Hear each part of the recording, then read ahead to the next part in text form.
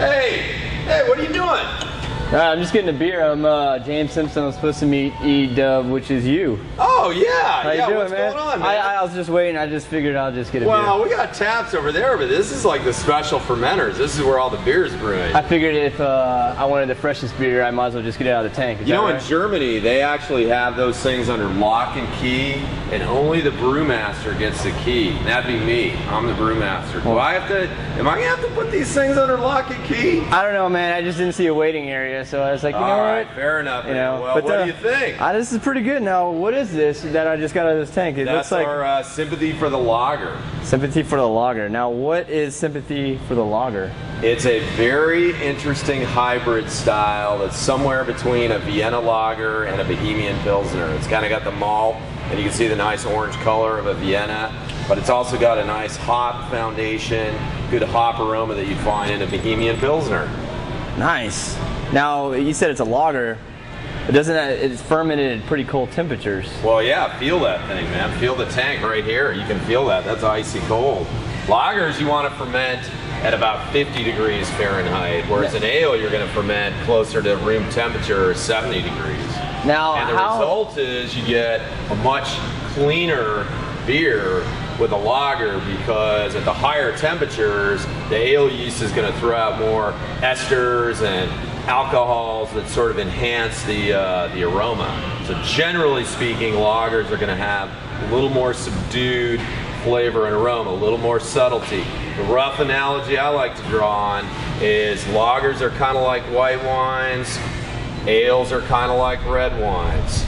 Real rough analogy, but white wine's a little more subtlety, red wine's big, bold, full of flavor.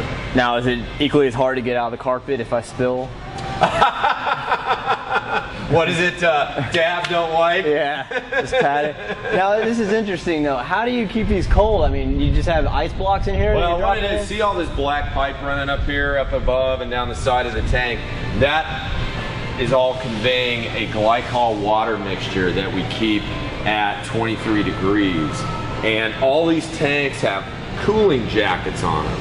And there's an inlet and an outlet to every jacket. So the glycol solution gets pumped in through the jacket, removes the heat of fermentation, and then the warm glycol goes out the return line back to our chiller, and it's all just a giant refrigeration loop. It's kind of like a radiator in your car, real loosely, but it's an indirect cooling system, in other words. Now, who knew that beer brewing was so high tech? I tell you, man, it's pretty amazing. Is it all possible if I can get in there and swim and drink the beer?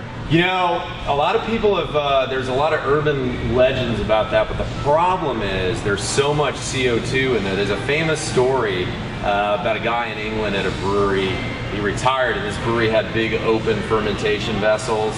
And he had his retirement party, and he said, you know, and of course they'd had, you know, several pints. I'd always wanted to swim in a batch of my beer. Well, the guy jumps in and died immediately because there's a layer of CO2 floating, even though it was an open fermenter. So breweries, you know, safety first, very important. Now, the reason why the CO2 is in there is for what? What does that do? Well, as you know, from the alcoholic fermentation, yeast creates two main byproducts. Yeah. Ethanol and carbon dioxide. Ethanol, of course, is alcohol, and CO2, we know what that is. So that's what's going on right here. If you look in this is our sort of our airlock, we call it, and these bubbles coming out, that's all the CO2 coming down this arm into there. And this airlock is so the gas can get out, but you know, dirt or bugs or whatever can't get up in there. We need to keep the fermentation very, very clean and sanitary. The only thing we want in there is our select brewer's yeast, nothing else. So how come this beer has an airlock on it, but you know these? Well, they all do. This one does. Okay, yeah. I guess it's just not as bubbling as much. Yeah, these ones are done. Okay, so they're done.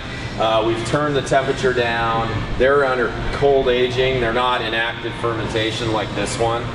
So they're chilled. They're clarifying. You know, the cold drops out the yeast. So when we go to filter the beer, it's a little easier to filter if you can naturally sediment that yeast. Yeah. So, but you know, we're really kind of at the back end of the process here. Let's go start at the beginning and I'll show you what's up. Let's see what we got going on here.